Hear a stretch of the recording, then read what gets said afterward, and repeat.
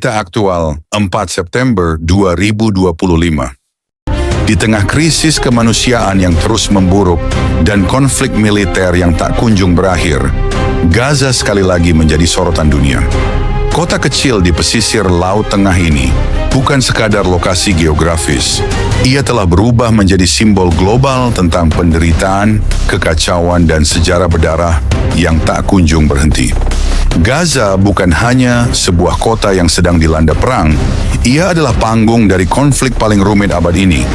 Tempat di mana dendam sejarah, kebijakan geopolitik, dan penderitaan rakyat sipil berpadu dalam tragedi yang tak berkesudahan.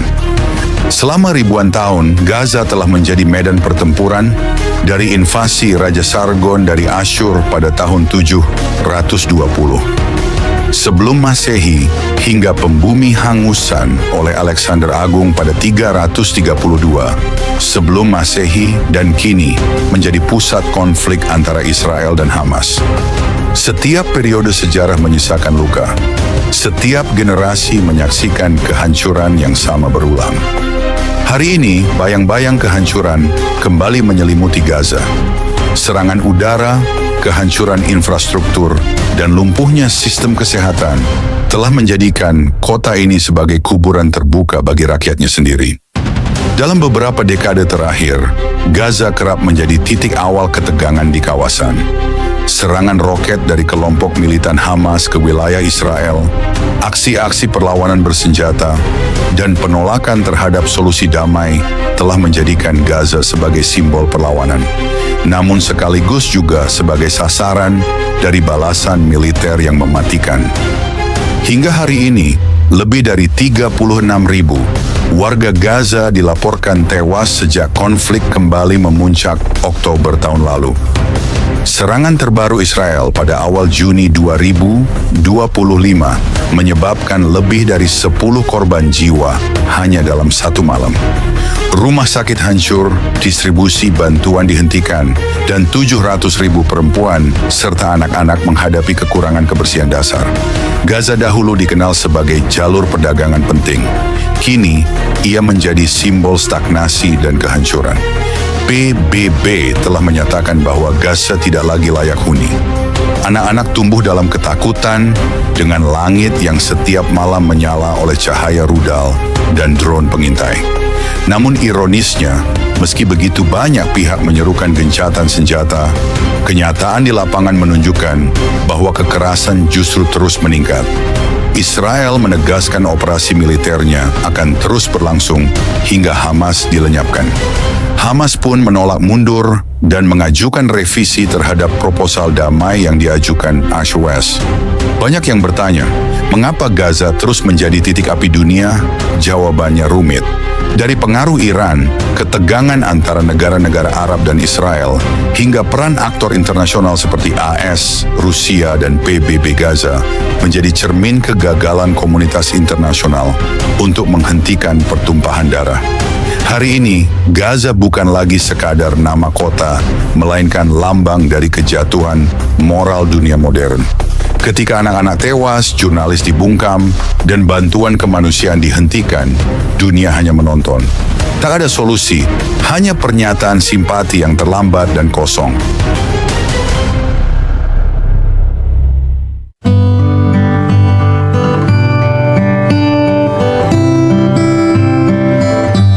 Shalom saudara-saudari terkasih dalam Kristus. Hari ini kita akan membahas sebuah kota yang tidak pernah lepas dari bayang-bayang penghakiman ilahi. Sebuah kota yang menjadi simbol kemarahan Allah atas pemberontakan dan pengkhianatan. Sebuah kota yang penuh dengan luka dan dosa, sebuah nama yang sudah lama menggema di Alkitab dan sejarah dunia. Sebuah kota yang telah menjadi lambang penghakiman Tuhan yang dahsyat. Kota itu adalah Gaza. Saudara, hari ini kita akan menyelami nubuat yang dahsyat, sejarah yang tidak bisa dibantah, dan kegeraman Allah yang masih membara hingga kini atas Gaza. Ini bukan hanya pelajaran sejarah, tapi panggilan bagi kita semua, terutama bagi mereka yang masih memusuhi Israel dan menolak rencana Tuhan. Kota ini bukan hanya sekadar titik di peta dunia, tapi ia adalah simbol murka Allah, simbol pemberontakan yang telah membawa murka Tuhan turun atasnya, yang telah berkali-kali turun sebagai penghakiman bagi mereka yang menentang umat pilihannya, Israel. Gaza bukan sekadar nama di peta. Gaza adalah kota yang berulang kali dihukum Allah karena pelanggaran dan pengkhianatan terhadap umat pilihannya, Israel. Gaza bukan hanya menjadi titik api konflik dunia, tetapi juga kota yang dalam nubuat para nabi telah dijatuhi penghakiman yang mengerikan. Dari mulut para nabi seperti Yeremia, Amos, dan Zakaria, suara Tuhan telah terdengar dengan lantang. Gaza harus dihukum. Ini bukan omong kosong, bukan mitos, melainkan firman Tuhan yang hidup yang telah membakar hati umat selama ribuan tahun. Nabi Amos, Yeremia, dan Zakaria dengan keras menyampaikan pesan dari Allah bahwa Gaza akan mengalami murkanya. Mengapa? Karena perbuatan dosa dan pengkhianatan yang terus berulang yang membuat Tuhan menutup tangannya atas mereka. Dengarlah, dari mulut Allah melalui nabi-nabinya terdengar suara yang menakutkan dan penuh amarah. Amos 1 ayat 6 menyatakan, "Sebab itu beginilah firman Tuhan, karena kamu menyerahkan bangsa Israel kepada Edom, aku akan mengirimkan api yang membakar benteng Gaza dan menghancurkan istananya." Bayangkan Allah sendiri mengumumkan penghakimannya dengan api yang membakar. Bukan api biasa, tapi api murkanya yang membakar sampai habis. Dalam kata-kata ini, terdengar betapa murka Allah menyala-nyala terhadap Gaza.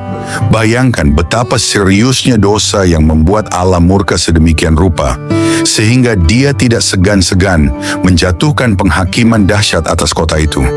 Ini bukan sekadar ancaman kosong, tapi penghakiman yang pasti digenapi. Yeremia 47 ayat 1-7 pun dengan getir menyampaikan, Gaza akan menjadi puing-puing, tidak akan pernah lagi ada yang tinggal di sana. Zakaria juga menubuatkan, tangan Tuhan akan turun menghancurkan segala kekuatan dan kebanggaan Gaza. Mereka yang sombong, yang mengangkat diri menentang Allah dan Israel akan diruntuhkan. Saudara, Gaza bukan korban. Gaza adalah pemberontak. Gaza menolak kasih Tuhan. Gaza menyerahkan Israel ke tangan musuh.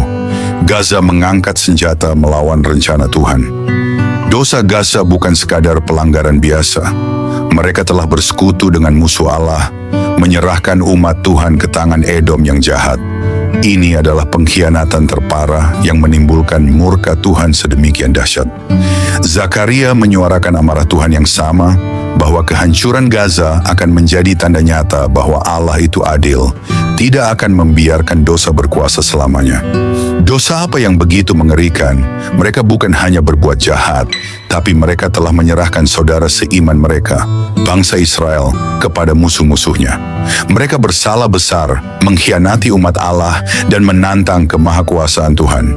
Sampai hari ini kita masih menyaksikan betapa Gaza tetap menjadi ladang perang, penderitaan, dan kehancuran. Dan sekarang, Hamas mewarisi semangat yang sama. Mereka mengajarkan kebencian dari buayan. Mereka mencuci otak generasi muda untuk membenci Israel, bukan mengenal Allah. Mereka menggali terowongan ke dalam kegelapan, bukan menuju terang. Maka jangan heran bila Gaza terus dibalut asap, air mata, dan api. Itu bukan politik, itu penghakiman.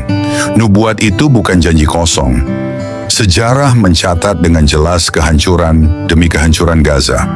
Hari ini Gaza tetap menjadi pusat perlawanan terhadap Israel. Dari roket yang diluncurkan ke tanah perjanjian, hingga terowongan-terowongan kebencian yang digali untuk membunuh. Gaza terus memperbarui perjanjian dengan maut. Tapi Gaza bukan hanya menyerang Israel dengan senjata, melainkan juga dengan kebohongan global. Mereka membalikkan fakta, memutarbalikkan sejarah, memanipulasi opini dunia agar Israel terlihat sebagai penjajah. Namun Alkitab jelas, Tanah itu bukan milik Palestina. Tanah itu milik Abraham, Ishak, dan Yakub, diberikan oleh Tuhan sendiri. Gaza boleh mencoba menggugurkan janji Tuhan dengan teror, tapi siapa bisa melawan Tuhan dan menang? Kutukan itu bukan hanya atas tempat, tetapi atas sistem, ideologi, dan roh pemberontakan yang terus diberi makan oleh kebencian dan dusta. Gaza telah menjadi gambaran dunia yang melawan Allah. Pada tahun 720 sebelum Masehi, Raja Sargon dari Asyur dengan tangan besi menaklukkan Gaza. Ini bukan kebetulan. Tuhan telah mengirimkan penghukumannya melalui tangan manusia untuk menghancurkan kota ini. Pada 332 sebelum Masehi, Alexander Agung menghancurkan Gaza secara total dalam sebuah pertempuran yang menentukan. Dia bukan sekadar tentara biasa, tapi alat Tuhan untuk membasmi kota yang penuh pemberontakan ini. Bayangkan puing-puing kota yang dulu penuh dengan kebanggaan dan kekuasaan, kini jadi saksi bisu kehancuran yang memalukan. Bukankah ini membuktikan bahwa Allah yang hidup itu nyata dan aktif dalam menghakimi dosa? Saudara, jangan berpikir bahwa murka Tuhan hanya terjadi di masa lalu. Firman Tuhan itu kekal dan murka itu masih hidup, sedang menunggu siapa yang pantas menerimanya. Di zaman ini, kita menyaksikan Gaza kembali menjadi sarang pemberontakan dan kebencian terhadap Israel. Gaza menjadi sarang permusuhan terhadap Israel, umat pilihan Tuhan. Teror dan peperangan terus berulang, darah mengalir tanpa henti. Gaza terus menentang umat pilihan Tuhan, terus melancarkan peperangan dan teror yang memakan korban tak bersalah. Zefanya 2 ayat 4 dan 5 berkata, Gaza akan ditinggalkan, Askelon menjadi tempat tandus, penduduk Asdod dihalau pada tengah hari, dan Ekron akan dicabut akar-akarnya. Perhatikan baik-baik, ini bukan hanya hukuman fisik, ini adalah pencabutan akar, akar identitas, akar eksistensi. Gaza ditelanjangi sampai dasar. Tuhan tidak hanya mengutuk tembok mereka, Dia mengutuk akar mereka. Apa yang membuat mereka terus memberontak, terus membenci, terus melawan kebenaran. Dan ini adalah pelajaran untuk dunia. Siapa yang menyentuh Israel, menyentuh biji mata Tuhan. Dan siapa yang terus memusuhi Israel, akan berhadapan langsung dengan murka surgawi. Kutu ilahi bukan sekadar simbol. Ia adalah realita yang menelan generasi demi generasi selama pertobatan tidak terjadi. Hari ini dunia diam. Dunia melihat Israel diserang dan mereka menyalahkan korban. Perserikatan bangsa-bangsa bungkam saat roket ditembakkan. Media berisik saat Israel membela diri. Tapi langit tidak diam. Surga mencatat. Dan waktu penghakiman sedang mendekat. Nubuat itu belum selesai. Gaza belum selesai dihukum. Karena pemberontakan mereka belum berhenti. Dan dunia yang mendukung Gaza sedang mengantri dalam barisan kutukan karena mereka menentang rencana kekal Tuhan. Ini adalah pengulangan sejarah yang tragis dan mengerikan. Murka Tuhan sedang mengintai dan penghakimannya sudah dekat. Murka Allah sedang menunggu waktunya untuk kembali turun, menghukum mereka yang terus menentang kehendaknya.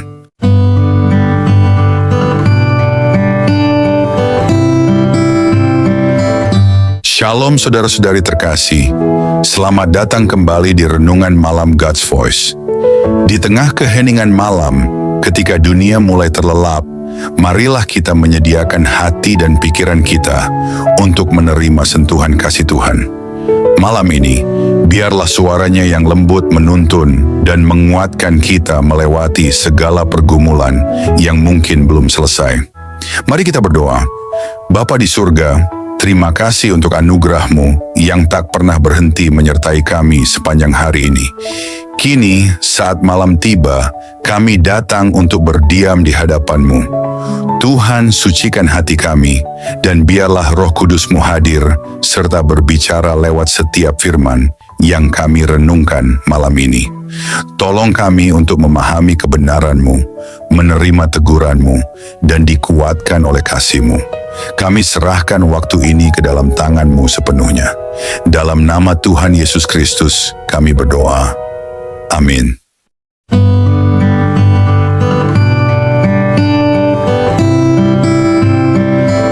Firman Tuhan di Kejadian 12 ayat 3 berkata, "Barang siapa memberkati Israel akan diberkati, dan barang siapa mengutuk Israel akan dikutuk.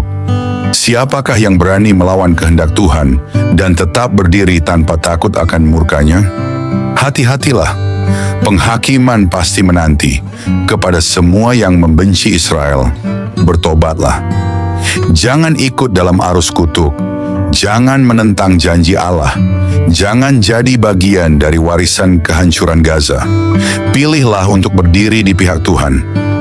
Pilihlah untuk memberkati Israel. Pilihlah hidup, bukan kutuk. Karena satu hal yang pasti, firman Tuhan tidak pernah gagal, dan penghakiman atas Gaza akan terus berjalan sampai semua genap. Dan ketika semuanya genap, hanya akan ada dua pihak, mereka yang berdiri dengan Tuhan dan mereka yang ditelan murkanya. Untuk kalian yang membenci Israel, yang menolak dan memusuhi umat Tuhan, dengarkan ini. Allah tidak akan tinggal diam melihat permusuhan yang terus terjadi.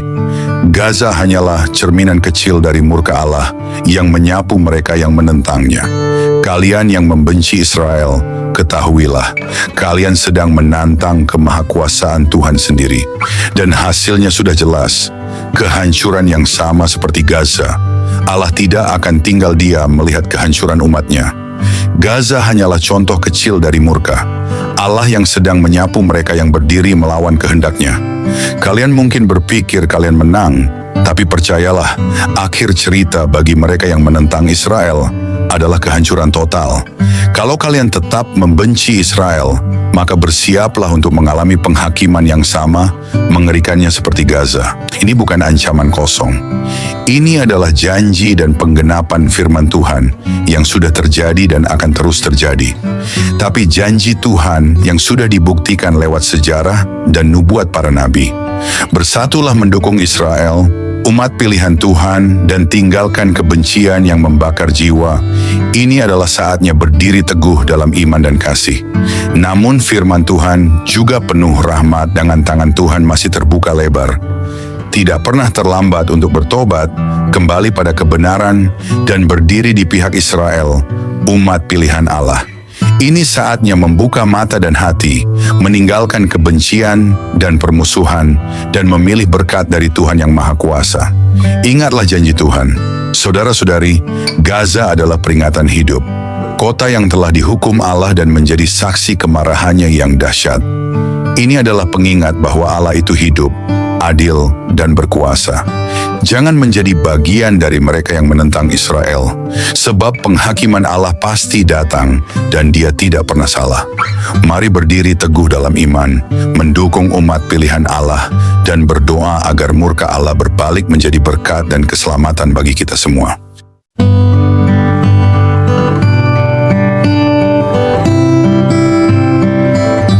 Mari kita berdoa. Bapa kami yang penuh kasih, di keheningan malam ini kami datang dengan hati yang penuh syukur. Setelah melewati satu hari yang penuh kesibukan, kami ingin berhenti sejenak, mengangkat mata kami ke surga, dan mengucapkan terima kasih kepadamu. Terima kasih Tuhan untuk nafas kehidupan yang Engkau berikan sejak fajar menyingsing. Terima kasih untuk setiap langkah yang dapat kami jalani, untuk setiap tugas yang dapat kami selesaikan, dan untuk setiap perjumpaan yang Kau izinkan terjadi hari ini. Bahkan di tengah kelelahan, kami melihat kebaikan-Mu menyertai kami dalam setiap detik kehidupan. Di malam yang hening ini, kami datang kepadamu dengan hati yang terbuka dan jiwa yang haus akan hadirat-Mu. Setelah mendengar firman-Mu yang hidup, kami terdiam dalam kekaguman. Betapa besarnya kasih-Mu, betapa dalamnya belas kasihan-Mu yang tak berkesudahan.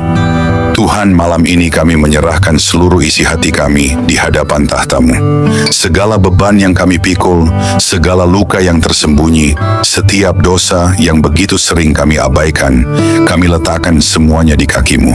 Ajari kami untuk tidak lagi berpaling, Ajari kami untuk mencintai-Mu dengan segenap hati, segenap jiwa, segenap akal budi kami. Tuhan, malam ini kami tidak ingin hanya menjadi pendengar. Biarlah firman-Mu mengakar dalam hidup kami, menembus kerasnya hati kami, membangkitkan jiwa kami yang lesu, dan membakar roh kami dengan api dari surga. Jika ada jalan dalam hidup kami yang bengkok, luruskanlah Tuhan. Jika ada bagian hati kami yang beku, cairkanlah dengan kasih-Mu. Jika ada keputusan yang salah, tuntunlah kami kembali ke jalan kebenaran. Ya Tuhan, dalam keheningan malam ini, kami rindu berpisik di hadapan-Mu. Ambillah seluruh hidup kami, bentuklah kami seturut gambar-Mu. Jadikan hidup kami alat bagi kemuliaan-Mu, bukan untuk ambisi kami sendiri. Ajari kami menghitung hari-hari kami, supaya kami beroleh hati yang bijaksana.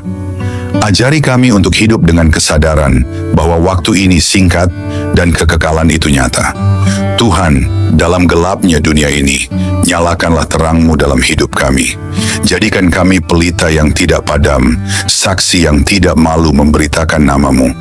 Ketika dunia menawarkan godaan, kuatkan hati kami untuk tetap setia. Ketika badai datang, peluklah kami dengan damai-Mu yang melampaui segala akal. Ketika tubuh ini lemah, jadilah kekuatan kami. Ketika jiwa ini letih, jadilah penghibur kami. Bapa, kami tahu tanpa Engkau, kami tidak mampu. Tanpa kasih-Mu, kami kosong. Tanpa Roh-Mu, kami kering dan mati. Oleh sebab itu malam ini kami berseru, jangan pernah tinggalkan kami Tuhan. Jangan biarkan kami berjalan setapak pun tanpa penyertaan-Mu. Sebab 1 hari di pelataran-Mu lebih baik daripada 1000 hari di tempat lain. Tuhan, mungkin ada banyak hal yang belum sempurna, banyak rencana yang belum tercapai, tetapi malam ini kami memilih untuk bersyukur. Karena kami tahu, tangan-Mu tetap bekerja, bahkan saat kami tidak melihatnya. Kami percaya segala sesuatu yang terjadi hari ini ada dalam kendali-Mu yang penuh kasih. Terima kasih untuk kekuatan saat kami merasa lemah. Terima kasih untuk penghiburan saat kami hampir menyerah. Terima kasih untuk damai-Mu yang melingkupi hati kami, bahkan di tengah kekacauan. Segala sesuatu yang kami alami hari ini, suka maupun duka, adalah bagian dari rencana-Mu yang indah. Ajari kami untuk melihat bahwa setiap momen dalam hidup kami adalah anugerah. Ajari kami untuk selalu ingat bahwa tanpa-Mu kami tidak bisa berbuat apa-apa. Bapa yang setia, ajari kami untuk tetap rendah hati, untuk tetap bergantung pada-Mu dalam segala hal. Ajari kami untuk tidak sombong atas keberhasilan dan tidak putus asa dalam kegagalan. Kini saat malam melingkupi kami, biarlah hadirat-Mu menjadi naungan kami. Berikanlah tidur yang penuh damai dan bangunkan kami esok hari dengan semangat baru untuk hidup hanya bagi-Mu. Hingga hari itu tiba, saat kami bertemu muka dengan-Mu dalam kemuliaan kekal, biarlah setiap hari hidup kami menjadi nyanyian pujian yang harum di hadapan tahta-Mu. Dalam nama Yesus Kristus, Tuhan dan Juru Selamat kami yang hidup, kami menutup hari ini dengan penuh syukur dan pengharapan. Amin. Saudara-saudari terkasih, sebelum kita menutup hari ini, mari kita datang dengan kerendahan hati di hadapan Tuhan. Kita mengangkat suara, mengangkat hati, dan dengan penuh iman, kita berdoa sebagaimana Tuhan Yesus sendiri mengajarkan kita. Mari kita ucapkan bersama, doa Bapa kami. Bapa kami yang di sorga, dikuduskanlah nama-Mu, datanglah kerajaan-Mu, jadilah kehendak-Mu di bumi, seperti di sorga. Berikanlah kami pada hari ini makanan kami yang secukupnya, dan ampunilah kami akan kesalahan kami, seperti kami juga mengampuni orang yang bersalah kepada kami. Dan janganlah membawa kami ke dalam pencobaan, tetapi lepaskanlah kami daripada yang jahat. Karena Engkaulah yang mempunyai kerajaan, dan kuasa, dan kemuliaan sampai selama-lamanya. Tuhan memberkati engkau dan melindungi engkau. Tuhan menyinari engkau dengan wajah-Nya dan memberi engkau kasih karunia. Tuhan menghadapkan wajah-Nya kepadamu dan memberi engkau damai sejahtera. Amin.